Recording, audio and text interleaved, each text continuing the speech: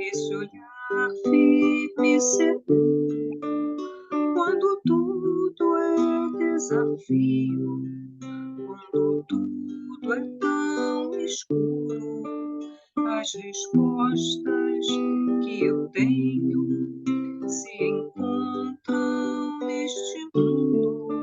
A certeza que eu sinto é o meu porto seguro. Eu me cerco, eu vigio, eu me importo, eu procuro, persevero, acredito, eu transformo este mundo.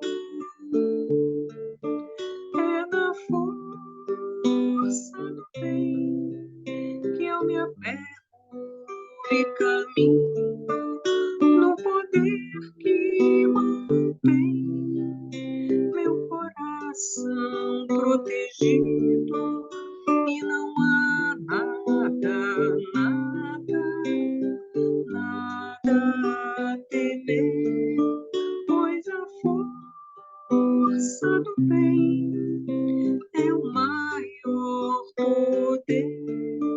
É na força do bem que eu me apego e caminho, no poder que mantém meu coração protegido, e não há nada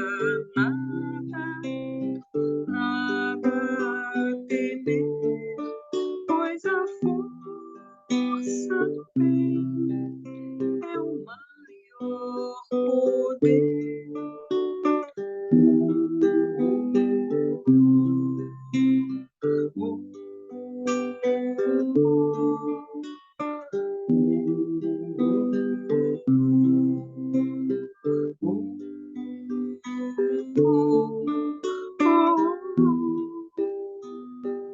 A força do bem.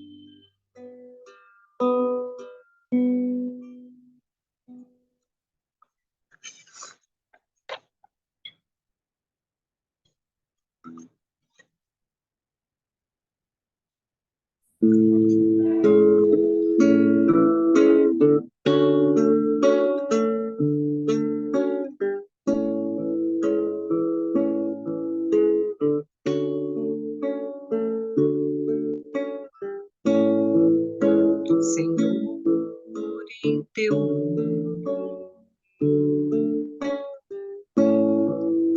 Senhor, em teu nome, eu falava às pessoas, jogava as sementes, plantava e colhia paz, mas sentia falta de algo mais. Eu fazia quase tudo, e hoje tudo é quase nada, frente à obra e seu Criador. Sinto não saber mostrar valor, faltava-me mudar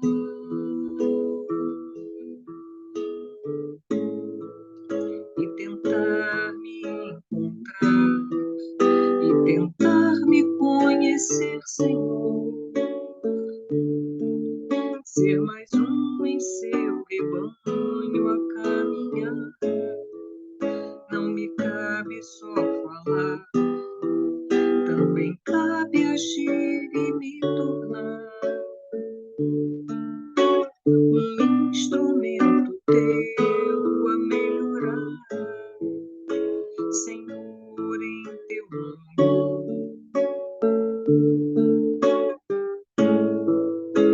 Senhor, em teu nome.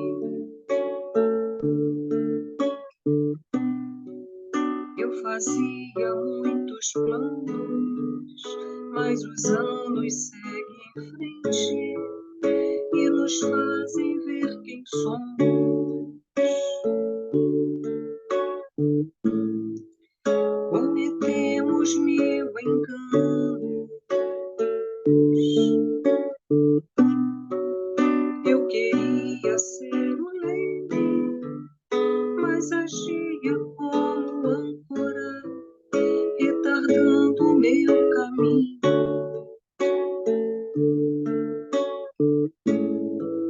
Sou o meu próprio espinho. Faltava-me mudar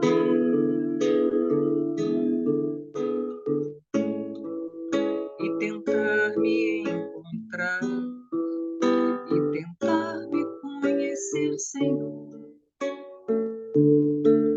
Ser mais um em seu rebanho a caminhar. Não me cabe só falar, também cabe agir e me tornar um instrumento teu a melhorar. Senhor, em teu nome. Senhor, em teu nome. Senhor, em teu nome.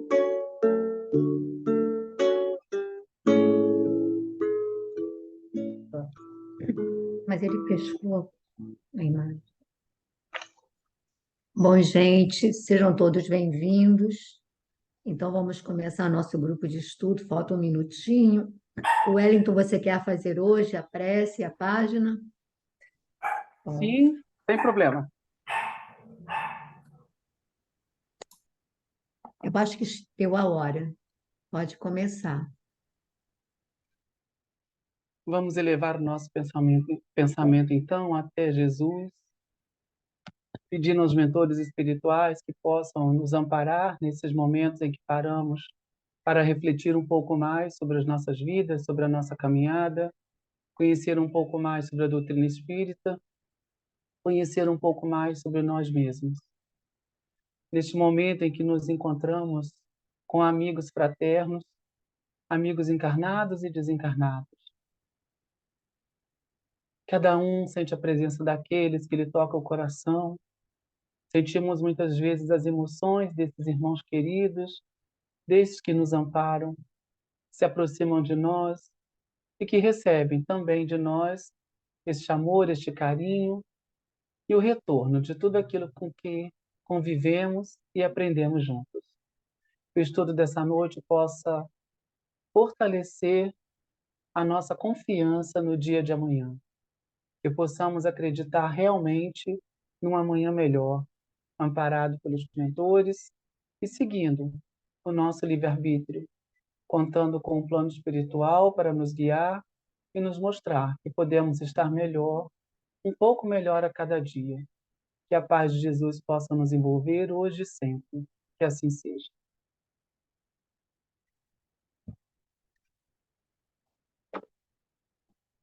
É 136, não é isso? Coisas terrestres e celestiais. Se vos tenho falado de coisas terrestres e não me credes, como creeis se vos falar das celestiais? Jesus, em João, capítulo 3, versículo 12. No intercâmbio com o mundo espiritual, é frequente a reclamação de certos estudiosos relativamente à ausência de informações das entidades comunicantes no que se refere às particularidades alusivas às atividades em que se movimentam. Por que não se fazem mais explícitos os desencarnados quanto ao novo gênero de vida a que foram chamados? Como serão suas cidades, suas casas, seus processos de relações comuns? Através de que meios se organizam hierarquicamente? Terão governos nos moldes terrestres? Indagam outros relativamente às razões pelas quais os cientistas libertos do plano físico não voltam aos antigos centros de pesquisas e realizações, vulgarizando métodos de cura para as chamadas moléstias incuráveis ou revelando invenções novas que acelerem o progresso mundial. São esses os argumentos apressados da preguiça humana. Se os espíritos comunicantes têm tratado quase que somente do material existente em torno das próprias criaturas terrenas, num curso metódico de introdução a tarefas mais altas e ainda não puderam ser integralmente ouvidos, que viria a acontecer se olvidassem compromissos graves, dando-se ao gosto de comentários prematuros? É necessário compreenda o homem que Deus concede os auxílios. Entretanto, cada espírito é obrigado a talhar a própria glória. A grande tarefa do mundo espiritual, em seu mecanismo de relações com os homens encarnados, não é a de trazer conhecimentos sensacionais e extemporâneos, mas a de ensinar os homens a ler os sinais divinos que a vida terrestre contém em si mesma, iluminando-lhes a marcha para a espiritualidade superior. Esse texto de João, logo nesse pedacinho do início, já me fez pensar se Jesus voltasse hoje, descesse aqui, voltasse não, porque ele não saiu, não dá para voltar, mas se ele reencarnasse no planeta Terra hoje e fizesse os milagres que ele fez quando ele esteve encarnado entre nós, haveria um grande grupo de pessoas que não iam acreditar que era ele. Que as pessoas são muito materialistas, as pessoas são muito de levar vantagem. Aí ele começa dizendo: se vos tenho falado de coisas terrenas e não me credes, como creeis se falar das celestiais? Então não adiantaria o vinho, a água transformada em vinho, o cego que enxerga, a mulher hemorroída e tantos outros milagres que Jesus fez, o pão que ele multiplicou, né, pão e peixe, não adiantaria para as pessoas que não querem crer. Não é o milagre em si, é a falta de amor, é a falta de confiança nos dias melhores.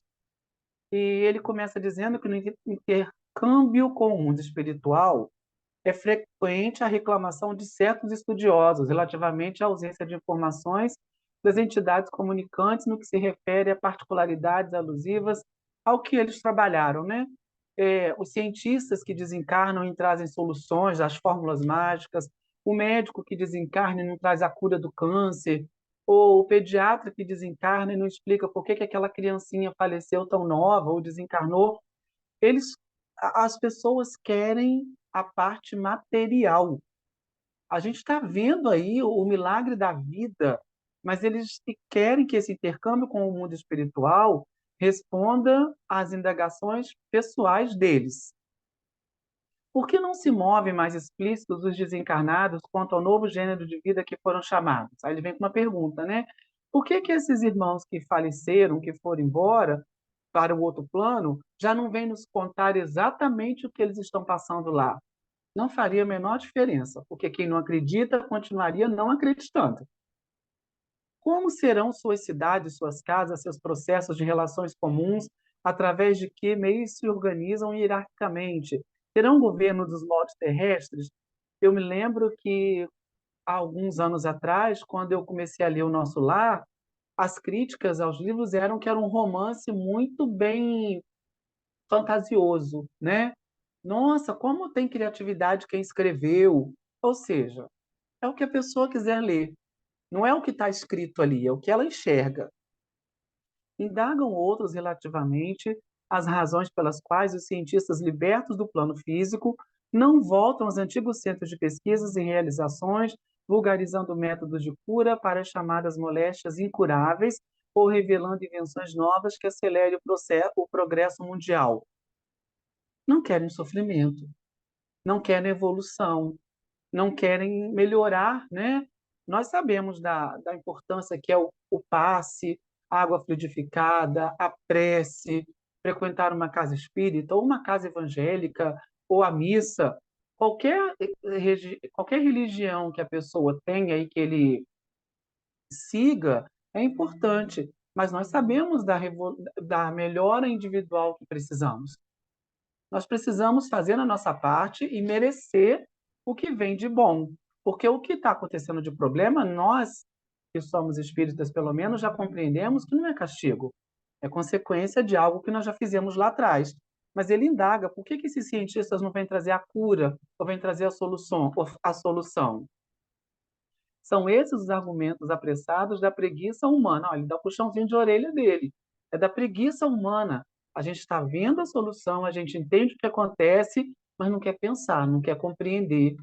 Se os espíritos comunicantes têm tratado quase que somente do material existente em torno das próprias criaturas terrenas, num curso metódico de introdução a tarefas mais altas, e ainda não puderam ser integralmente ouvidos, que viria a acontecer se olvidassem compromissos graves, dando-se ao gosto de comentários prematuros?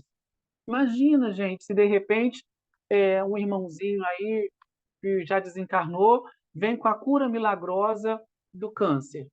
E todo mundo começa a acreditar nessa cura milagrosa, e depois de 2 ou 3 anos, porque é um tempo que se demora com remédio, medicação, se descobre que não ficou curado. Imagina a frustração, a somatização que é, porque não é só o físico que sofre, a cabeça também sofre, o espiritual. Aí depois de 2 ou 3 anos vem aquela decepção, e alguns não vão nem querer se tratar mais com os médicos, porque vão achar que estão sendo enganados, quando na verdade a ciência não está enganando ninguém, a religião não está enganando ninguém. É necessário compreenda o homem que Deus concede os auxílios. Entretanto, cada espírito é obrigado a talhar a própria glória. Tem um capítulo do Evangelho, né, que fala da melhora do homem, né, do ser. Não sei se é o capítulo 5 ou 15, que ele fala da reforma íntima. Então, a receita está ali, o caminho existe. Mas, como diz lá em cima, a preguiça humana não quer pensar, não quer compreender. E, por fim, ele conclui: a grande tarefa do mundo espiritual, em seu mecanismo de relações com os homens encarnados, não é de trazer conhecimentos sensacionais e extemporâneos, mas de ensinar os homens a ler os sinais divinos que a vida terrestre contém em si mesma, iluminando-lhes a marcha para a espiritualidade superior. Quantas vezes a gente tem sofrimentos familiares e resgate dentro do próprio lar, mas a gente escolhe fingir que não está enxergando esses problemas e vai viver o mundo lá fora, exterior, perdendo a grande oportunidade que é resgatar essa grande tarefa do mundo espiritual onde nós nascemos, onde nós temos a nossa primeira missão. Depois a gente ajuda lá fora, né? Mas a gente precisa cuidar da gente mesmo para que a gente possa estar nessa marcha para a espiritualidade superior. Repita, por favor.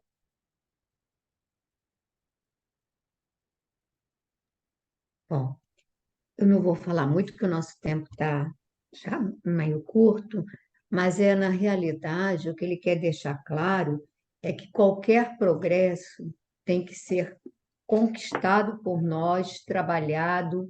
Nós temos que ser os artífices do nosso progresso. Então, a espiritualidade não dará nenhuma receita, nenhuma cura antecipada. As coisas virão ao seu tempo. A hora que o plano maior achar que a humanidade merece a cura do câncer, ela terá, como agora já está se descoberto, tem algumas coisas aí que estão revolucionando.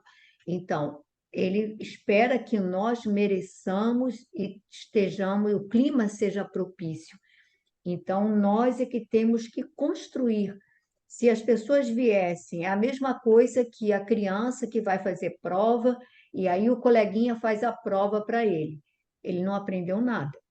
Então, ele fez a prova, ele colou as respostas, mas ele não absorveu o conhecimento.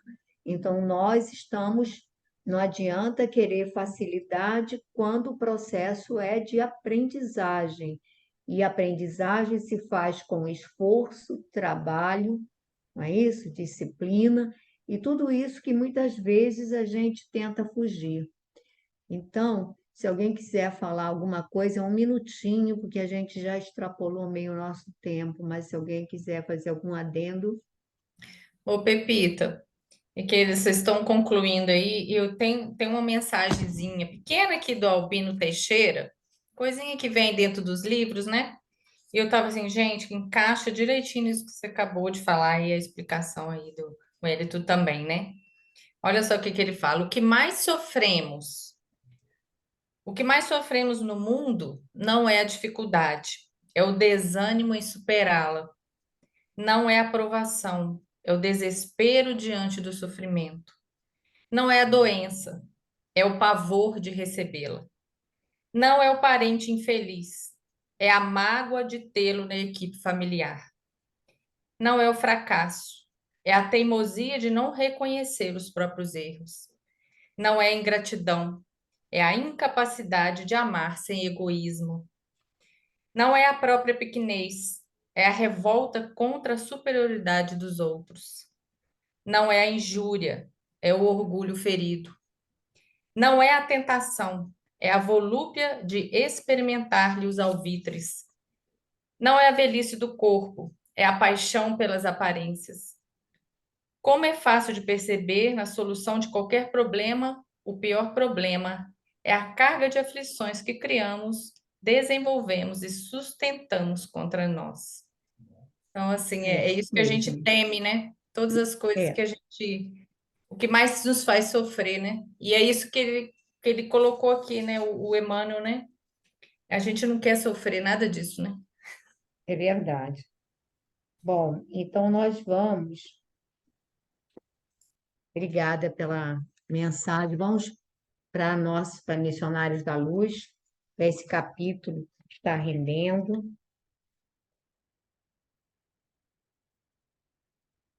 É onde me. Glândulas genésicas. Bom, gente, deixa eu ver onde que a gente parou. Onde que nós paramos, gente, que eu não anotei aqui. Deus meu, clamei. Minhas observações. Hã? Acho que é aqui. Página 21. Não, as glândulas de quê? Paramos aqui. Deus meu, exclamei, e as glândulas São genitais. demasiadamente. É isso? São demasiadamente mecânicas? Meu Deus, Acima, exclamei. Isso acima um mesmo. pouquinho, acima um pouquinho. Meu Deus, É, ótimo, já vi. Deus É porque eu meu, botei, é que eu botei aqui errado. Botei 3/10/23, por isso que eu fiquei ainda no mês passado. Por isso que eu olhei a data e eu botei errado. Gracinha, tu quer começar hoje? Você tá sem som. Não, então você está ouvindo.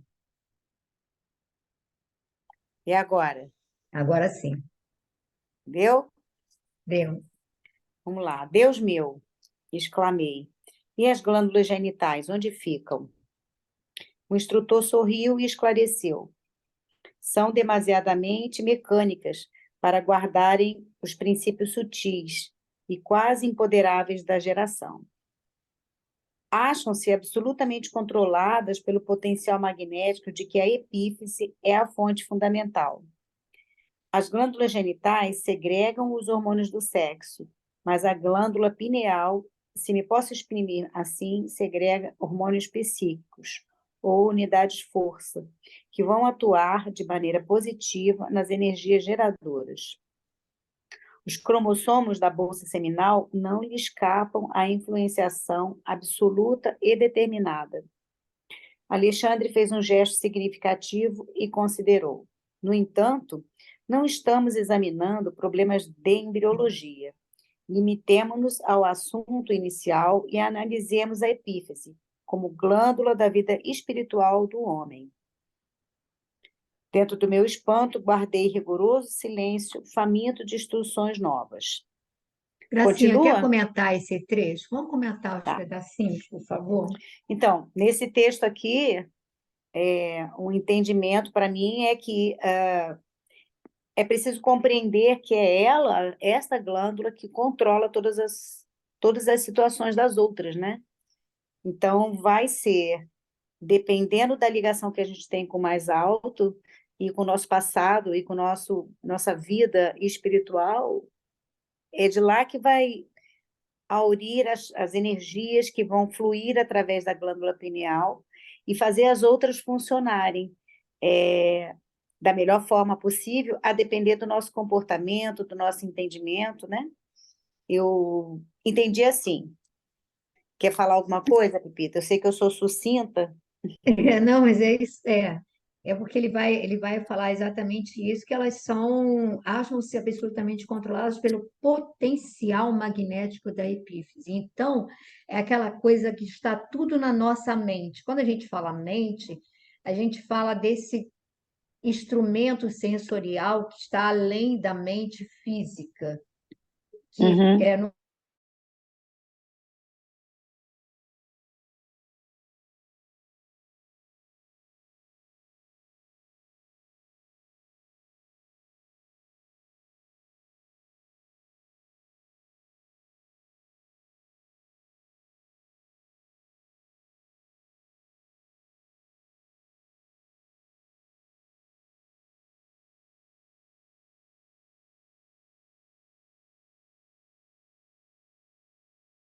ele vai mostrar que, olha, existem as glândulas genitais, porém, essas glândulas genitais são controladas por essa Uhum. capacidade magnética.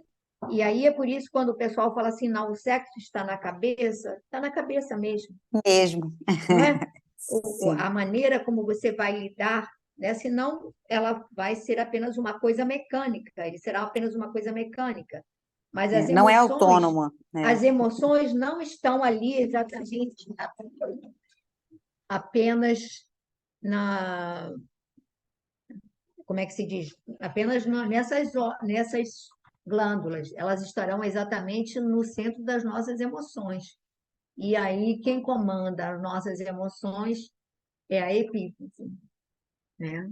A gente vai É prosseguindo como se as aqui. outras glândulas estivessem a serviço da outra principal, né? É, bom, quem está. A minha irmã está pedindo para colocar outra pessoa como co-anfitrião. Glorinha está sem computador, você pode colocar o João, que está Está no ameaçando computador. um temporal, está ventando para caramba e Eu já tô caiu. eu tô no celular. João, qualquer coisa que caia aqui, você vai continuar, tá? Tá bom, querido. Acabei de colocar você como co-anfitrião, Beleza. tá? É porque aqui realmente o temporal está violento. Quer dizer, ainda não é o temporal, é só o vento que está muito forte.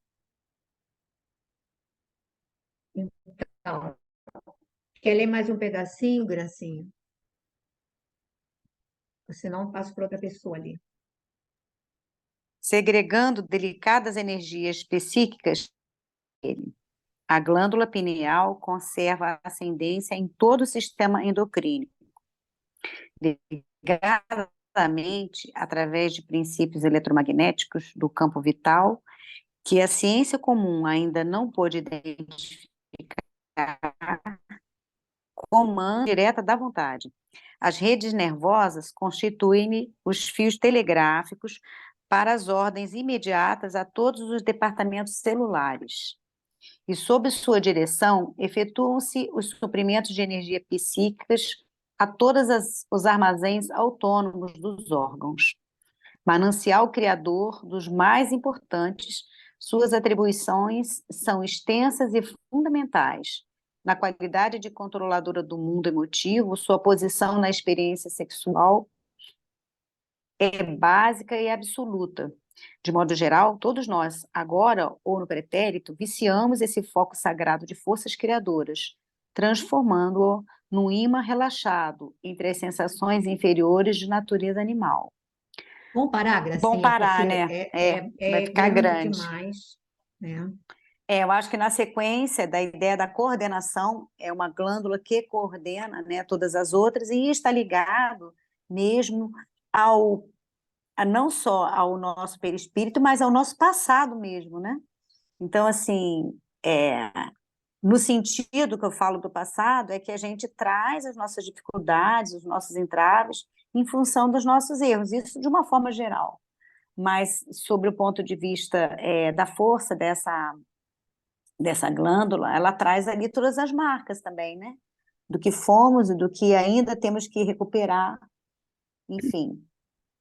Complementa Olha você. só, o Décio ele vai falar o seguinte, que essa glândula, na realidade, ela é a nossa antena captadora e também emissora, tá?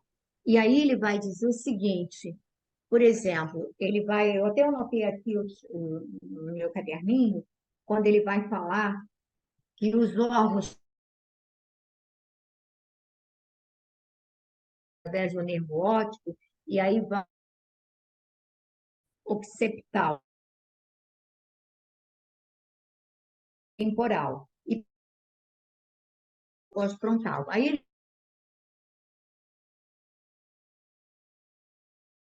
ela não tem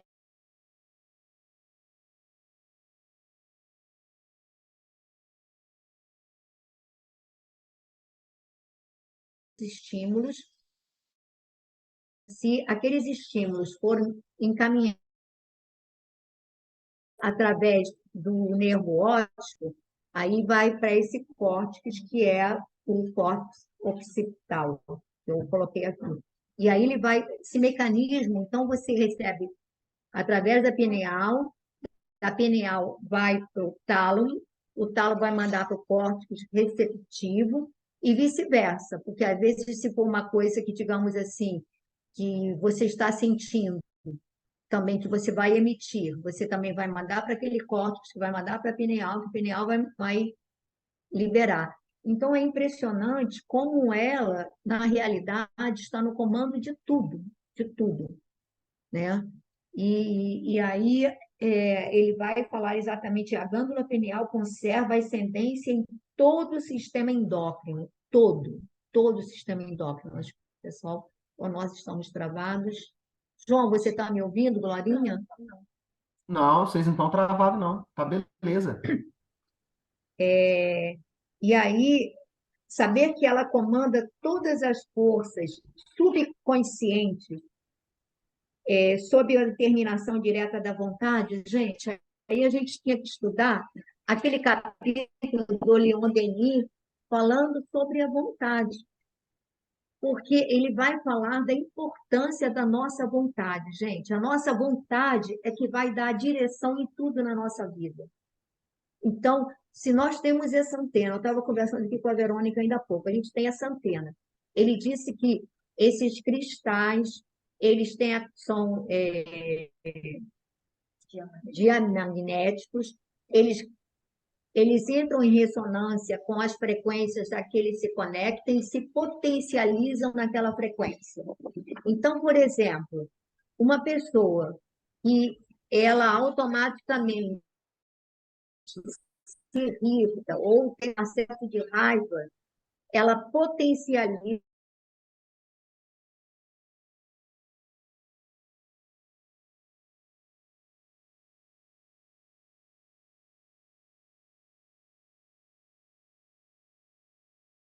sentimentos que estão vibrando naquilo, e esse sentimento pode se potencializar a um grau inimaginável para a gente. E é por isso que, às vezes, nós fazemos certas loucuras que depois diz assim, não sei como é que eu fiz isso.